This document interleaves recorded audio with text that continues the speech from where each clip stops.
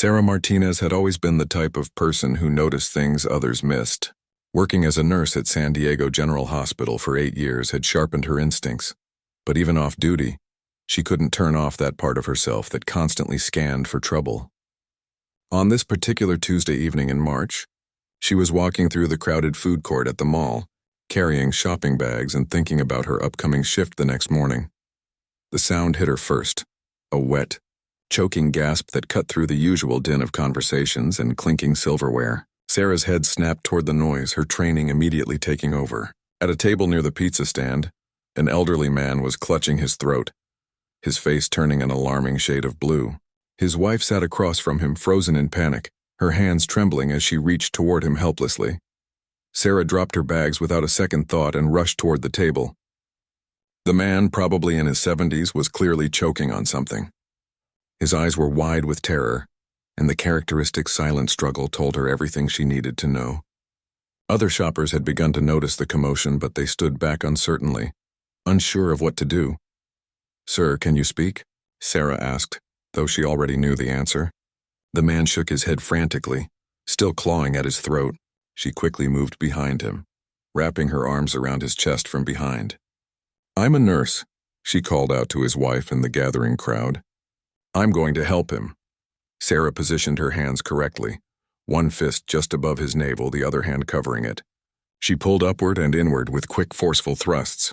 The first attempt yielded nothing. The man's face was growing darker, his struggles becoming weaker. She could hear his wife crying, begging someone to call 911. "Someone did call 911, right?" Sarah shouted over her shoulder as she prepared for another attempt. A teenager nearby held up his phone, nodding. Good. But Sarah knew that in choking situations every second counted. The brain could only survive without oxygen for a few minutes before permanent damage occurred. She tried the Heimlich maneuver again, this time with more force. Still nothing. The man was starting to go limp in her arms. Sarah's mind raced through her options. She had seen this before in the emergency room. Sometimes the traditional approach wasn't enough, especially with older patients or particularly stubborn obstructions. "I need to lay him down," she announced, guiding the man to the floor as gently as possible. His wife knelt beside them, tears streaming down her face. Sarah tilted his head back and opened his mouth, checking to see if she could spot the obstruction. There, a piece of what looked like steak, lodged deep in his throat but possibly reachable. Without hesitation, Sarah hooked her finger and attempted to sweep the obstruction out. She had to be careful not to push it deeper. The first attempt was unsuccessful, but she felt the piece of meat shift slightly. The man's lips were now a dusky gray color, and she could barely detect a pulse at his wrist. "Come on," she whispered, trying again. This time, her finger caught the edge of the meat, and she was able to pull it forward and out of his airway. The man immediately gasped, a horrible but wonderful sound as air rushed back into his lungs.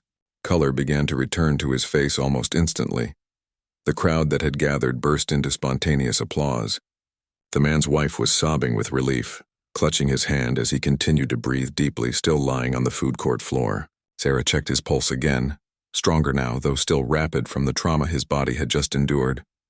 "The paramedics should be here soon," she told the couple. "But he's breathing well now. The worst is over." She helped the man sit up slowly, supporting his back. He was elderly but seemed relatively healthy otherwise, which had probably helped him survive the ordeal. "Thank you," he wheezed, his voice hoarse but clear. I thought I was going to die." "You're going to be fine," Sarah assured him, though she kept monitoring his breathing and color. She had learned in nursing school that the period immediately after a choking incident could still be dangerous. Sometimes there could be residual swelling or other complications. As if on cue, Sarah began to feel strange. The adrenaline that had carried her through the emergency was starting to fade, and she felt suddenly lightheaded. She had been working double shifts lately, trying to pick up extra money for her mother's medical bills, and she hadn't eaten much that day. The combination of stress, exhaustion, and low blood sugar was hitting her all at once. The mall around her seemed to tilt slightly. The voices of the crowd became muffled and distant. Sarah tried to steady herself by placing a hand on the nearby table, but her legs felt weak and unsteady. She was a nurse. She recognized the signs of what was about to happen, but knowing didn't make her able to stop it. "Ma'am, are you okay?" someone in the crowd asked, but Sarah's vision was already starting to tunnel. The last thing she remembered was the sound of sirens in the distance, growing louder as they approached the mall. The paramedics were almost there for the man she had saved. But now it seemed they would have 2 patients to attend to. Sarah felt herself falling, the world going black around her as her body finally succumbed to the exhaustion she had been fighting for weeks. The crowd watched in shock as the woman who had just saved a man's life collapsed to the food court floor.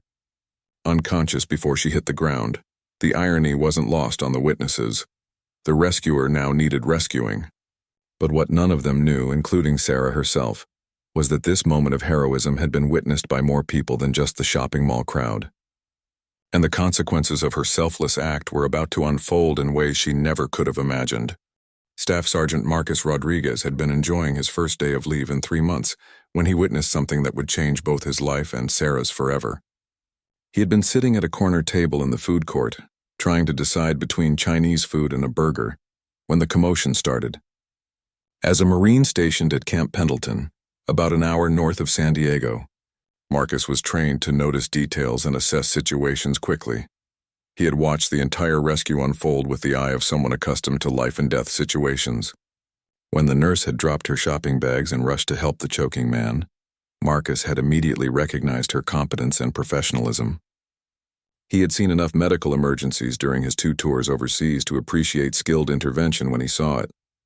What struck him most wasn't just her technical ability, but her complete disregard for her own comfort or safety. She had acted without hesitation, without thinking about liability or whether someone else should handle it. In the military, they had a word for that kind of automatic response to help others. They called it honor.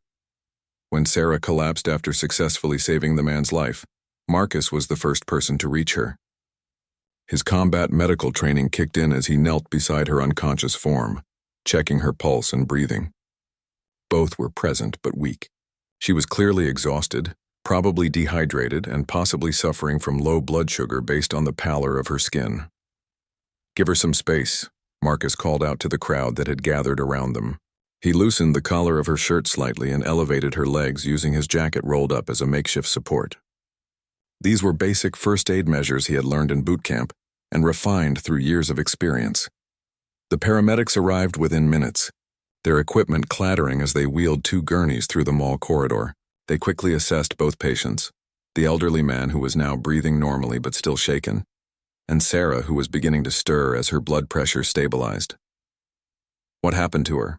one of the EMTs asked as they prepared to transport both patients to the hospital. "She just saved that man's life," Marcus explained, gesturing toward the elderly gentleman who was now sitting up and talking to his wife. Looked like she hadn't eaten in a while, probably running on adrenaline. When it wore off, her body just shut down. As the paramedics worked, Marcus found himself thinking about Sarah's actions. In the Marines, they talked constantly about sacrifice, about putting others before yourself, about honor and courage. But here was a civilian, a nurse on her day off who had embodied all of those values without thinking twice about it. She hadn't hesitated, hadn't looked around for someone else to handle the situation, hadn't worried about getting sued or hurt.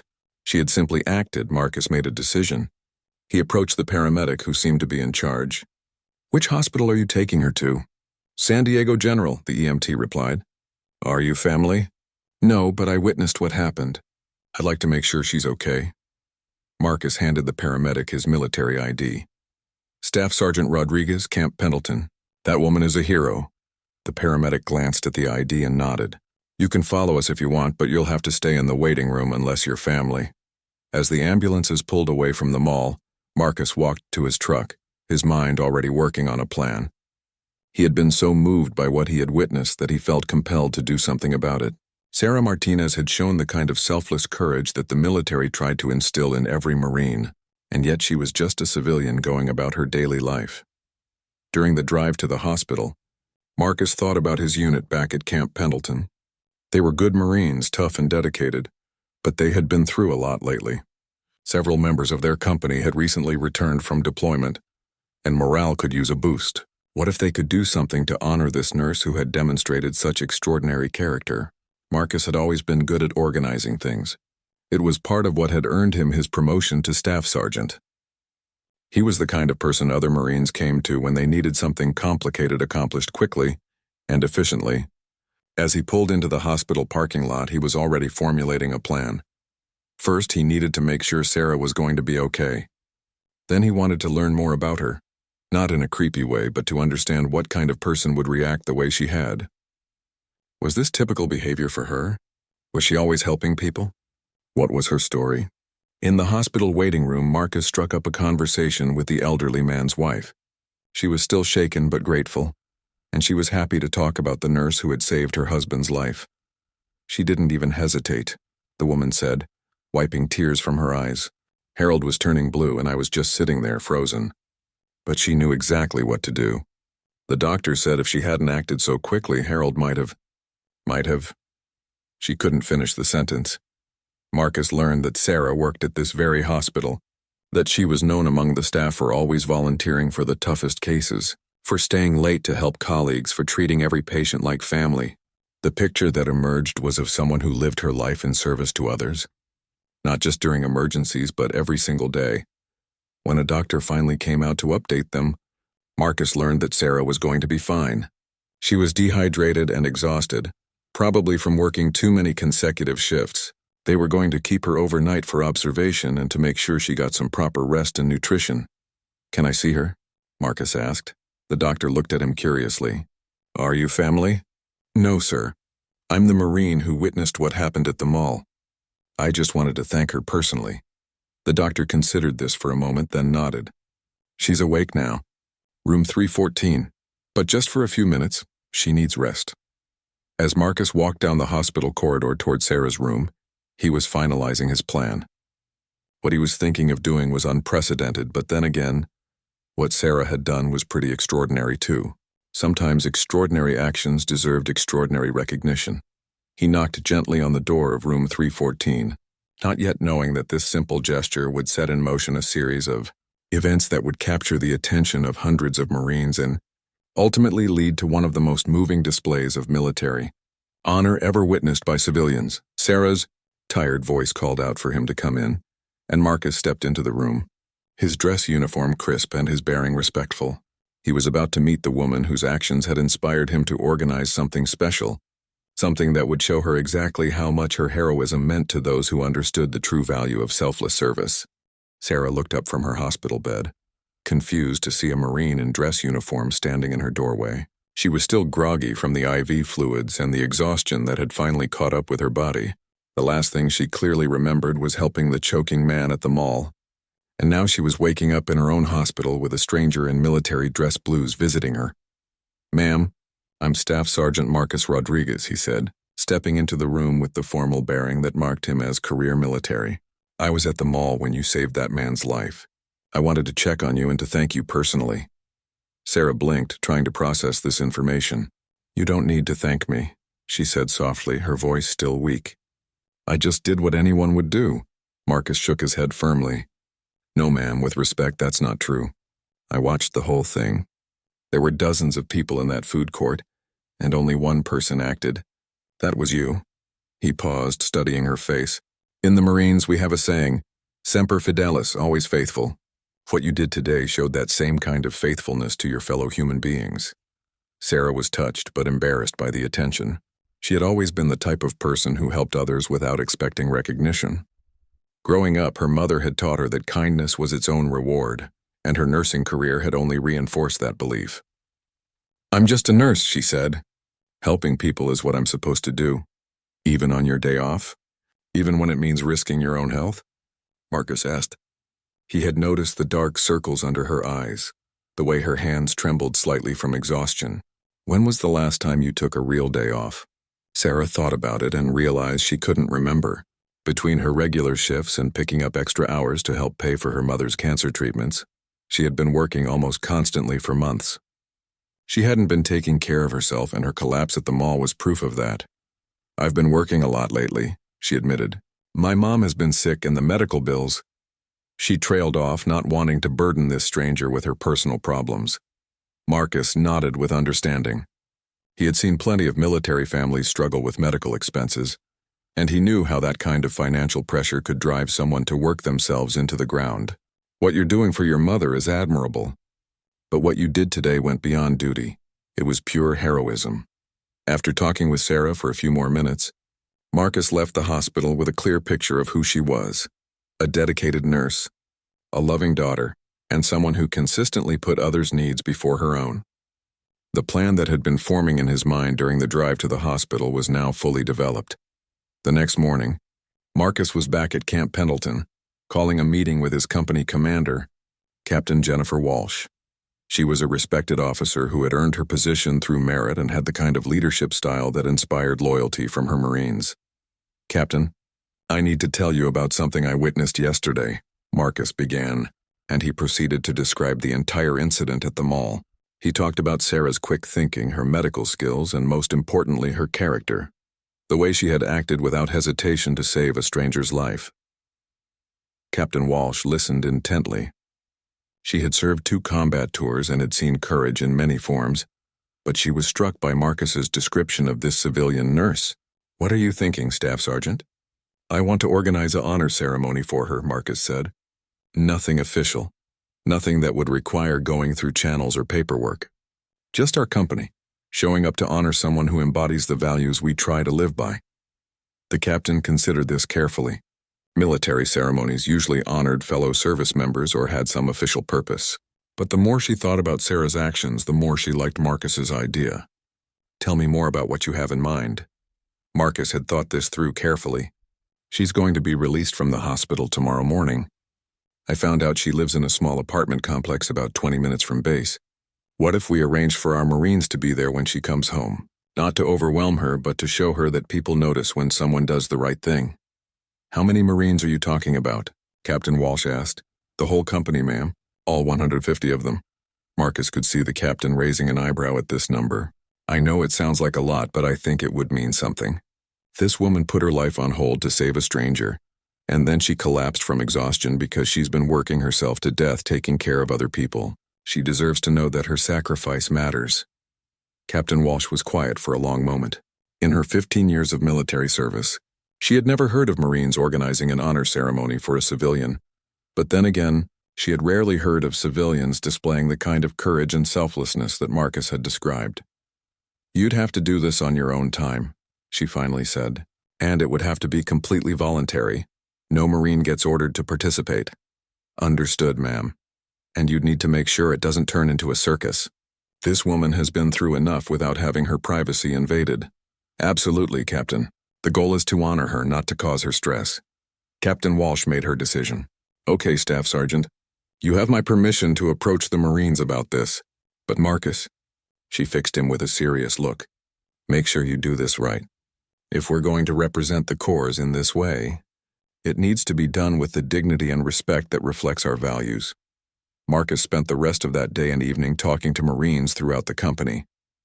He told them Sarah's story, described what he had witnessed, and explained his plan. The response was overwhelmingly positive. These were men and women who understood sacrifice, who had sworn to protect others, and they recognized something special in what Sarah had done.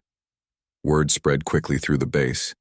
Marines who weren't even in Marcus's company heard about the nurse who had saved a life and then collapsed from exhaustion. Soon Marines from other units were asking if they could participate. What had started as a company-level gesture was growing into something much larger. By the evening before Sarah's release from the hospital, Marcus had commitments from over 500 Marines to participate in the honor ceremony. They would arrive at Sarah's apartment complex early in the morning, before she returned from the hospital. They would stand in formation at attention, as a sign of respect for someone who had demonstrated the kind of character they all aspired to. Marcus called the hospital to confirm what time Sarah would be discharged. He also called her apartment complex manager to explain what was happening and to get permission to use the parking lot. The manager, touched by the story and the gesture, immediately agreed. Everything was in place. Tomorrow morning, when Sarah Martinez returned home from the hospital, she would discover that her single act of heroism had inspired hundreds of Marines to honor her in a way that had never been done before. Marcus could only imagine her reaction when she saw what was waiting for her. As he went to sleep that night, Marcus felt a sense of satisfaction he had rarely experienced. In a world that often seemed to reward selfishness and ignore good deeds, tomorrow they would show one good person that her actions mattered, that people were paying attention, and that heroism, even quiet. Everyday heroism deserved recognition. At 0500 hours on Thursday morning, while Sarah was still sleeping in her hospital bed, Marines began arriving at the Sunset Gardens apartment complex where she lived.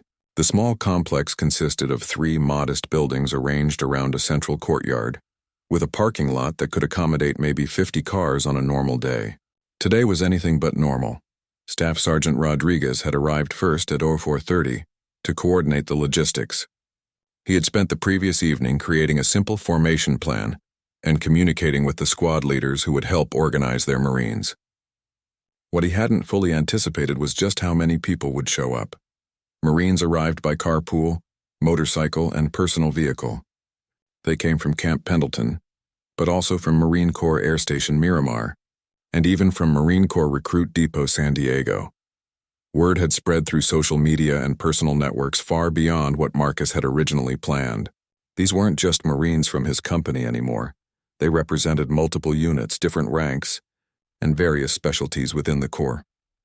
Gunnery Sergeant Patricia Coleman was one of the first senior non-commissioned officers to arrive.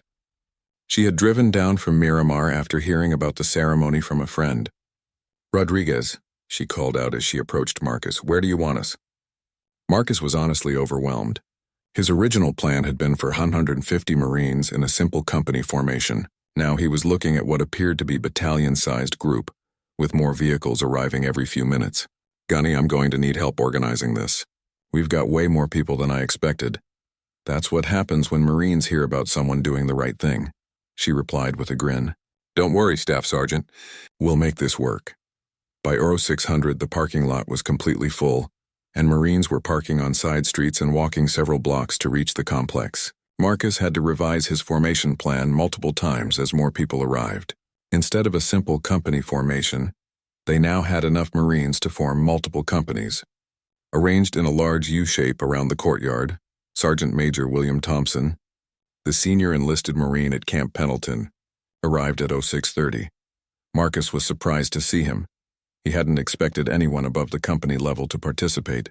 "Sergeant Major, I didn't know you were coming." "Rodriguez, when I heard what you were organizing for this nurse, I couldn't stay away. What she did represents everything we try to teach about character and service." The Sergeant Major looked around at the Marines still arriving and organizing themselves into formation. "This is impressive, son. Really impressive."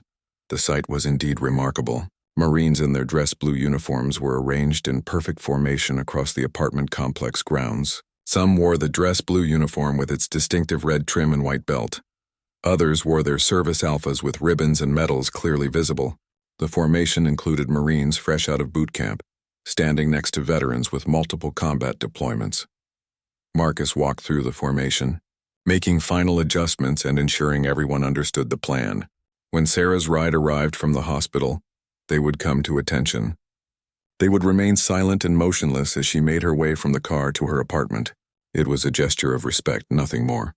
No speeches, no presentations, just 500 Marines showing honor to someone who had demonstrated extraordinary character. At 0700, Marcus received a text from his contact at the hospital. Sarah would be discharged at 0800 and her friend was driving her home. Expected arrival time at the apartment complex was 0830. Marcus passed this information through the formation via the squad leaders. As they waited, Marines talked quietly among themselves about why they had come. Lance Corporal Maria Santos, barely 19 and fresh from her first deployment, stood next to Staff Sergeant James Mitchell, who had served for 12 years and was considering retirement. "I've never done anything like this before," Santos admitted. "I mean, we do ceremonies all the time, but never for a civilian." Mitchell nodded. "That's what makes this special." This woman didn't take an oath, didn't sign a contract promising to serve others. She just did it because it was right. That's pure character. Similar conversations were happening throughout the formation. These Marines came from different backgrounds, different states, different life experiences. Some had joined the military to escape poverty, others to serve their country, still others for education benefits or family tradition. But they all understood the value of what Sarah had done, and they all felt compelled to honor it. Word of the gathering had spread beyond the military community. Local news stations had gotten wind of the event, and camera crews were setting up across the street. Marcus was concerned about this at first. He didn't want Sarah to feel like she was being exploited or turned into a spectacle. But Captain Walsh, who had arrived to observe the ceremony, assured him that the media presence was respectful and would help tell a positive story about both Sarah and the Marines. At 8:15, Marcus called the formation to attention for a final rehearsal. The sound of 500 Marines snapping to attention simultaneously was impressive, a sharp, unified movement that demonstrated the discipline and precision of their training. They held the position for several minutes, ensuring everyone understood exactly what was expected. Mrs. Chen, the apartment complex manager, had been watching from her office window. She had lived through enough life to recognize something special when she saw it. The sight of all these young men and women in uniform, standing perfectly still in honor of her tenant, a nurse who worked too hard and never complained about anything, brought tears to her eyes. At 08:25, Marcus's phone buzzed with another text. Sarah's friend was pulling into the complex now. Marcus looked around one more time at the Marines who had gathered. They represented the best of what the military could be. Young people who had volunteered to serve something larger than themselves, now honoring a civilian who embodied those same values. "Formation," Marcus called out in his command voice. "Attention." The sound echoed across the courtyard as 500 Marines snapped to attention in perfect unison. Their faces were serious but not stern, respectful but not intimidating. They were about to surprise a tired nurse who just wanted to go home and rest, and they were going to show her something she would never forget. Marcus could see a small blue sedan turning into the complex parking lot. In the passenger seat, barely visible through the windshield, was the woman whose single act of heroism had inspired this unprecedented gathering. Sarah Martinez was about to discover that sometimes good deeds don't go unnoticed, and sometimes appreciation comes in forms you never could have imagined. The car slowly made its way through the formation, the driver clearly confused by the presence of so many Marines. In just moments, Sarah would step out of that car and see what her courage had inspired. Sarah had been dozing in the passenger seat during the drive home from the hospital, her head resting against the window as her friend Lisa navigated the familiar streets toward her apartment complex. The doctors had given her strict instructions to rest for the next few days, and she was looking forward to nothing more than sleeping in her own bed and maybe catching up on some reading. "Sarah," Lisa said softly, her voice filled with confusion, "I think there's something wrong with your apartment complex." Sarah opened her eyes and looked around, expecting to see construction crews or maybe a water main break. Instead, she saw cars everywhere, far more cars than the small complex could normally accommodate. Vehicles lined the streets for blocks, and as Lisa turned into the complex entrance, Sarah could see people in uniform standing in neat rows. "What's going on?" Sarah asked, sitting up straighter and trying to make sense of what she was seeing. Her first thought was that there might be some kind of military exercise happening nearby, but that didn't explain why they were at her apartment complex.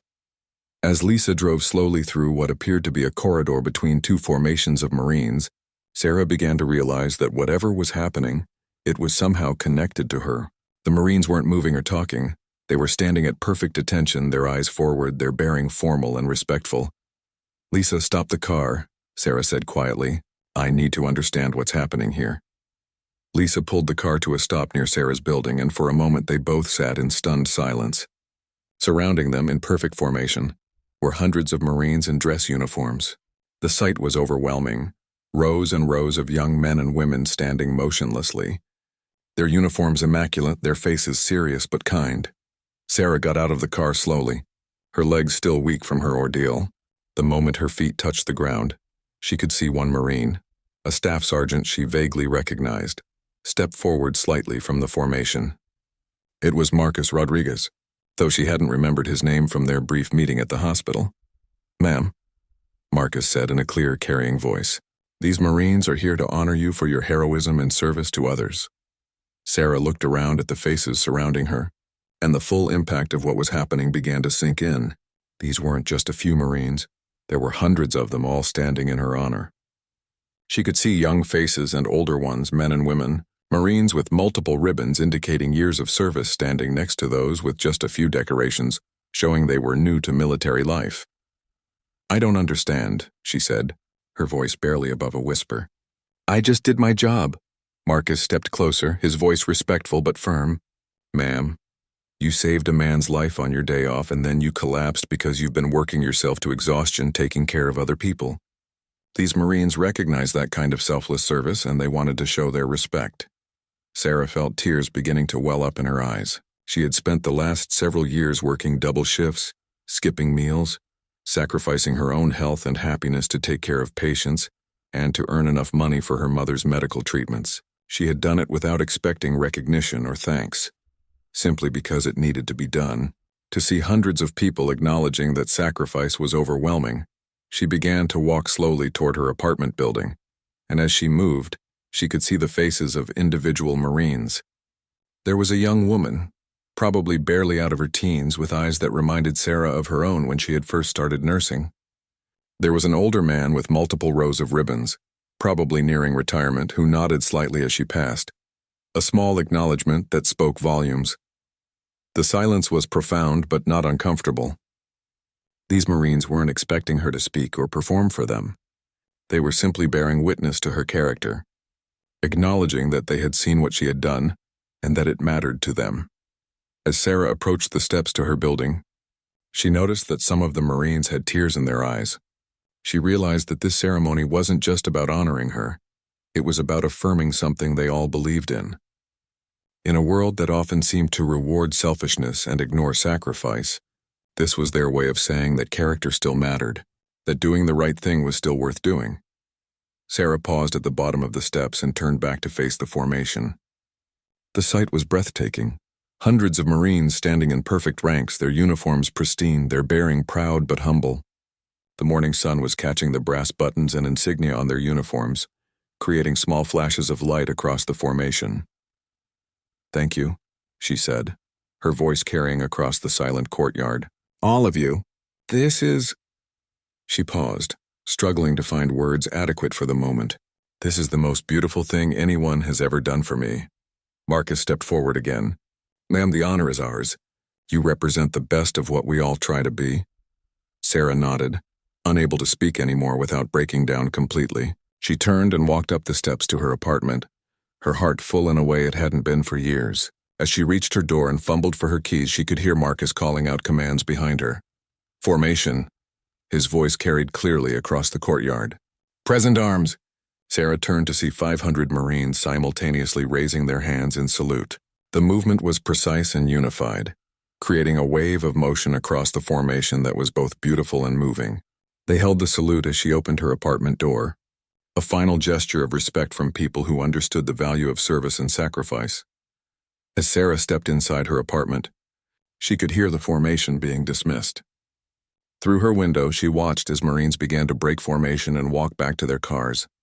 Some stopped to talk with each other, clearly moved by what they had just participated in. Others walked quietly, lost in their own thoughts about what the ceremony had meant to them. Sarah sat down heavily on her couch, still processing what had just happened.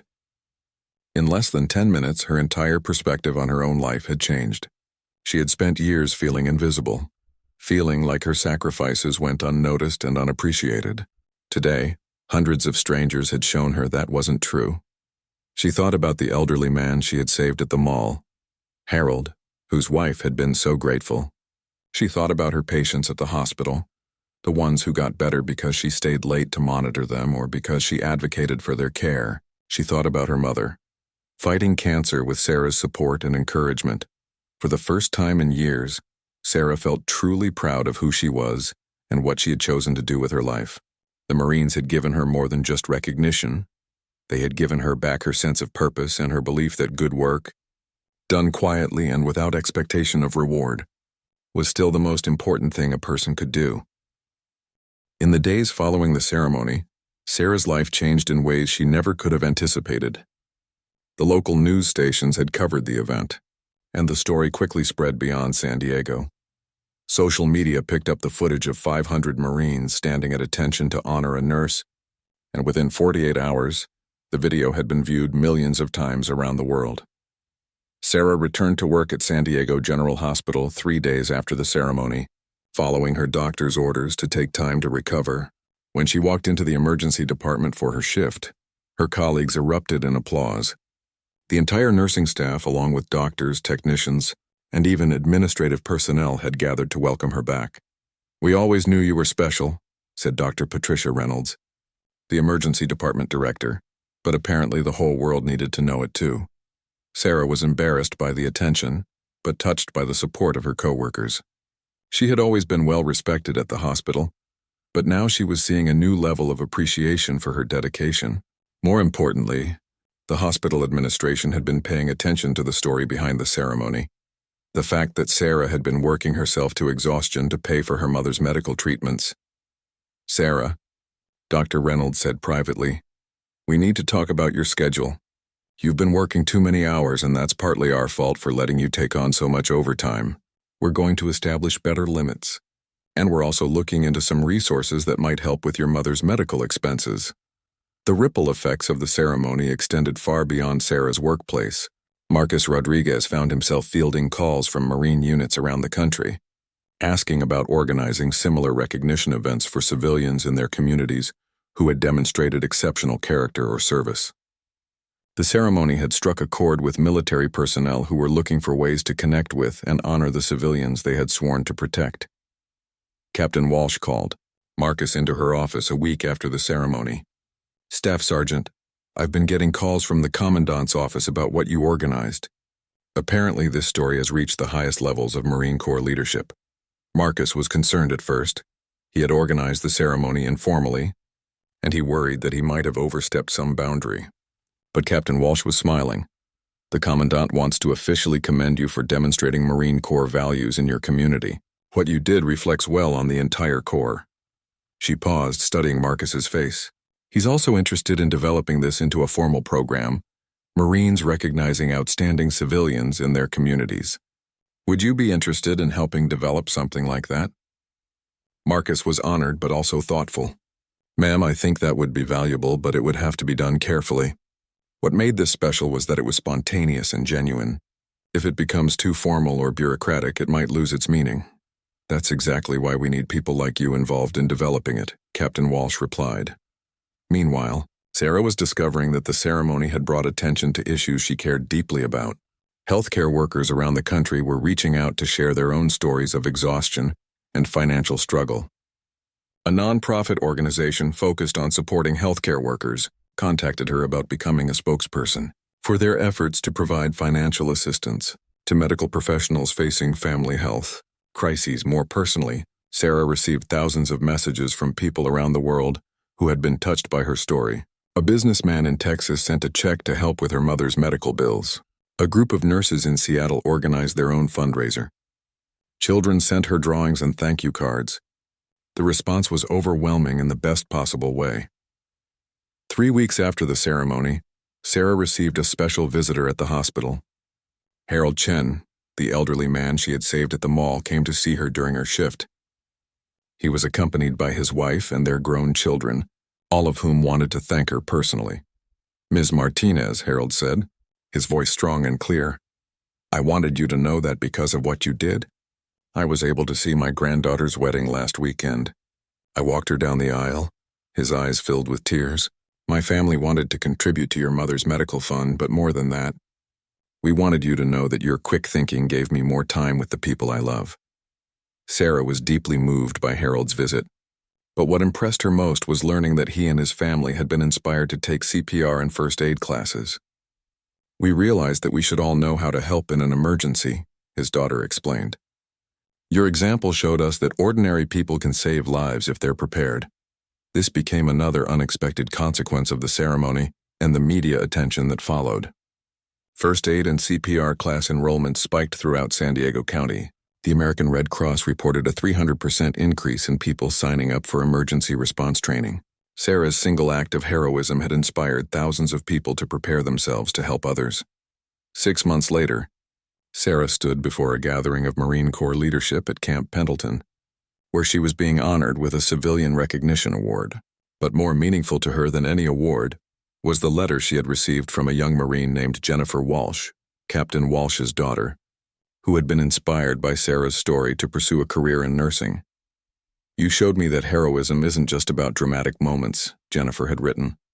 "It's about choosing to help others every single day, even when you're tired, even when no one is watching, even when it costs you something. That's the kind of person I want to be. As Sarah looked out at the assembled Marines, she thought about the chain of events that had started with a choking man in a food court and led to this moment. Her actions had saved one life directly, but the recognition and inspiration that followed had touched thousands of others. Marcus Rodriguez, now promoted to gunnery sergeant, was in the audience that day. The program he had helped develop, Marines Honoring Community Heroes, had spread to bases across the country. Dozens of civilians had been recognized for their service and character, and each ceremony had strengthened the bond between military communities and the civilians they served. After the ceremony, Sarah and Marcus had a chance to talk privately.